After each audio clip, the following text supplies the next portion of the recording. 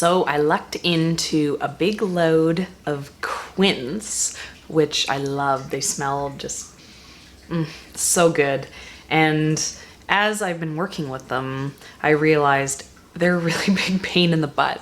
So I thought I would make a video showing you the technique that I've come up with for how to quickly and easily peel and core the quince in the safest way possible.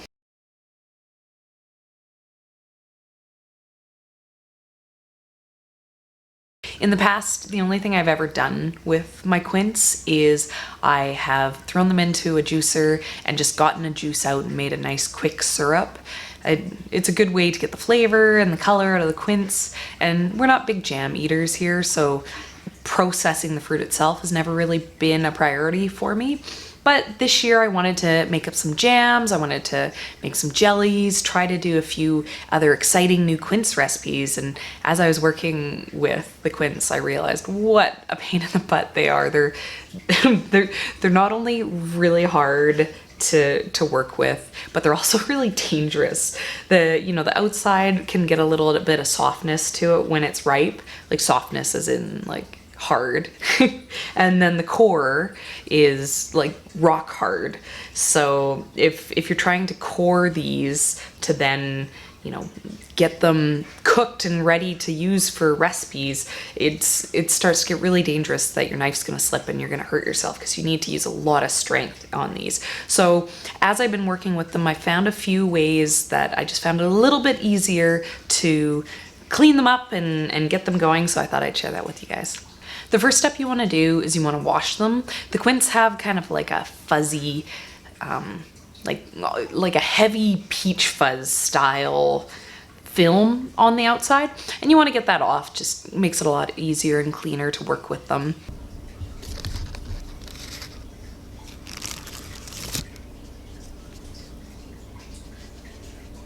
I'm gonna be peeling these today because it's usually recommended that you peel them for recipes, but I've also been using them when I've been working with these with the peel still on, and it's a little bit grittier maybe than it would be without it, but I like it, so, and I'm lazy. So after you have them all washed up, your next step is going to be to get your knife and your knife sharpener, and you want to sharpen this knife as sharp as you can get it. And for me personally, I found it a lot easier to work with like my biggest, best knife that I have. I'm not gonna be trying to prepare these with like a tiny little paring knife. Like we're going heavy duty, we're going in there. So yeah, you definitely wanna sharpen this stuff up and make sure that you're ready to go. And I know in one of the bigger batches that I did, I actually had to stop halfway through and sharpen my knife again, just because these things are so hard that it was really dulling down the knife and it was starting to get unsafe when I was working with that not like sharp as possible knife. After that, I just get my peeler and peel them up. Nice and simple. The way that I've been cooking these is in a slow cooker overnight. I've been able to kind of process these after the kids go to bed, and then they just kind of slowly cook and they're somewhat poached by the morning, but it's a good way to kind of not have my pot boiling for 3-4 hours during the day. It gets me most of the way there. So as I have been peeling these, I've been throwing them back into my slow cooker that I have like a sugar water in, because apparently the sugar water prevents them from browning. Mine still went a little bit brown, but I don't know what the alternative is without doing it and if it's making a big difference, but I'm gonna be poaching them in the sugar water anyways, so it depends on how many you're doing. I'm doing like, a mountain of these at a time just to get as much done as possible. So if your batch is smaller, you probably don't have to worry quite as much about them browning as you peel them. Okay, here's the most important tip of all: how to core them without stabbing yourself and having to go get stitches in the emergency room. So you can see there's plenty of core here.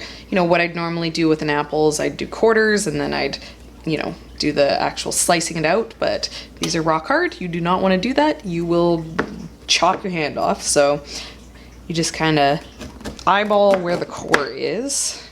And you cut off there. And there.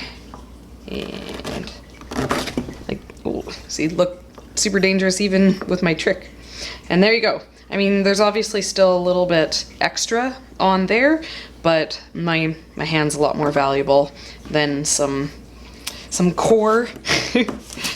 My hand's a lot more valuable than some, you know, tiny bits of quince, especially because, you know, as you can see, I have, you know, 100 pounds of it. So yeah, so I mean, it's pretty obvious, but when I started doing this, it upped my speed like crazy. And what I usually do is put them kind of blossom end down and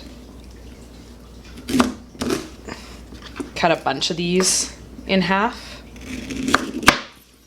And I actually stand up and make sure that I'm getting a lot of my body weight behind my knife. That's why you want to kind of use your biggest and best knife, because, oh my god, this one's not as ripe. And it's like, yeah. So stay safe. I know quince aren't the easiest fruit to work with, but the flavor and the uniqueness of them really makes it worth it. I know it can be hard to even get your hands onto quince themselves, so having these tricks for making processing them a little bit easier rather than just the hard part being getting them, hopefully can help you guys enjoy working with them a little bit more.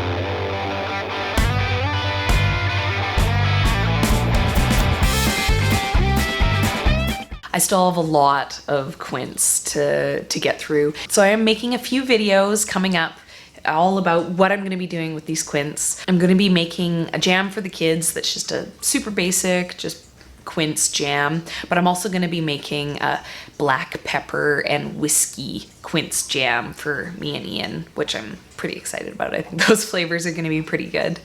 I'm also gonna try making a quince paste. It's a Spanish word, I don't want to say it wrong, but I plan on trying out one of those, and I'm probably also going to make another bottle of my quince syrup because it's just kind of perfectly delicious for Christmas cocktails, so I'll get one of those done up. And maybe I'll be doing some liqueur too. I promised my grandpa when he gave me all these quince that I'd get some delicious quince things for him to take home. So just a simple video for today. Hopefully there's some tips in there that you can find useful, and I highly recommend finding some quince and giving it a try yourself. If this is your first time here at our channel, we'd love to have you join us. I know the content is getting a little bit thin over the winter as our garden dies down, but there's still plenty of things that we can pull out of there, and plenty of things that we can make with the stuff that we have already pulled out. So we still have more new content coming, so make sure to subscribe. And if you enjoyed this video, please give me a thumbs up. I appreciate it. Okay, I'll see you guys tomorrow.